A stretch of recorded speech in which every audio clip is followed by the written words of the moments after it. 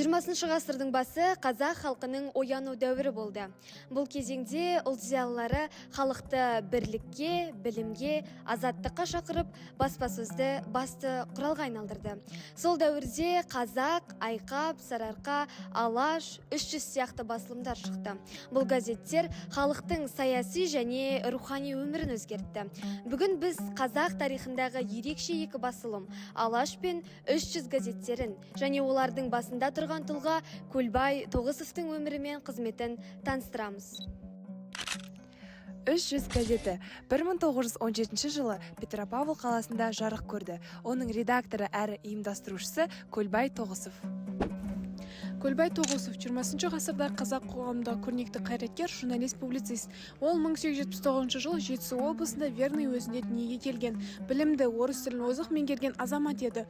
1917 жылы ол 300 партиясын құрған болатын және соның газетін шығарды. Бұл партия қоғамды әділдікке, теңдікке, бірлікке үндеген болатын. Көлбай Тоғысовтың мақалалары батыл жазылатын. Ол қоғамдағы әділетсіздік пен жер мен байлықтың тең бөлінбеуі және әйел қоғамдағы мәселелерді көтерген болатын. Оның мақалаларымен және пікірлерімен алаш зиялылар келіспейтін тұғын, бірақ осыған қарамастан халықтың бостандығы үшін күрескен болатын. Ол 1919 жылы большевиктерді қолдады деген айыппен Колчак үкіметі қамауға алған болатын. Содан соң ату жазасына кесілді. Көлбай Тоғысов қазақ халқының еркіндігі үшін күресін жарқын мысалы. Газеттің атауын халықтың 300-і, ұлы, орта, кіші жүзді бірлікке шақыру мақсатында алынған. Бірақ оның бағыты социалистік және кеңесшіл болды. Яғни газет еңбекші халықтың, кедейлер мен жұмысшылардың мүддесін қорғады. 300 газеті байлардың үстемдігі мен әділетсіздігіне қарсы шықты. Ол патша билігінің отарлық саясатын сынады. Газет беттерінде әлеуметтік теңдік, әйел құқығы, білім беру, әділетті қоғам орнату туралы мақалалар жариялады. Мысалы, кедейдің дауысы деген айдарда халық тұрмысының ауырлығы жазылады. Бірақ 300 газеті мен Алаш қозғалысының арасында идеялық айырмашылық болды. 300 кедей Алаш зиялыларын байшыл деп сынады.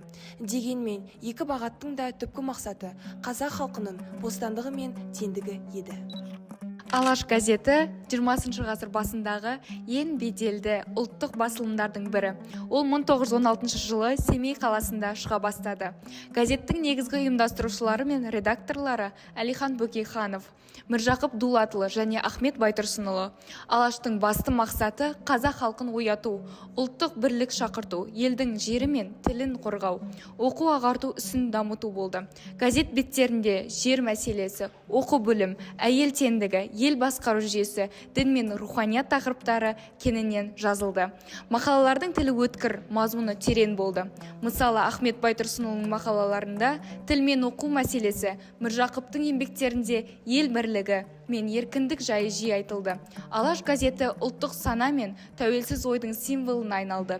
Бұл басылым кейін Алаш партиясының идеологиялық үні болды. Әлихан Бөкейхан айтқандай, Алаштың баласы ел болам десе, ең әуелі баспасөздің түзесін. Алаш пен 300 қазақ халқының тарихындағы маңызды екі басылым. Екеуінің де бағыттары әртүрлі болғанымен, екеуі де халықтың болашағы үшін қызмет етті. Алаш ұлттық тәуелсіздікті, мемлекеттілікті көздесе, 300 әлеуметтік теңдік пен әділетті қоғам орнатуды ұсынды. Әлихан Бөкейхан да, Көлбай Тоғысов та өз заманының батыл тұлғалары болды. Олардың арманы бостан, білімді, бірлікті қазақ елі еді. Бұл идея бүгінде өзекті. Біз олардың мұрасын ұмытпай, ел бірлігі мен білімге ұмтылу жолын жалғастыруымыз керек. Алаштың да 300-дің де арманы қазақтың азаттығы.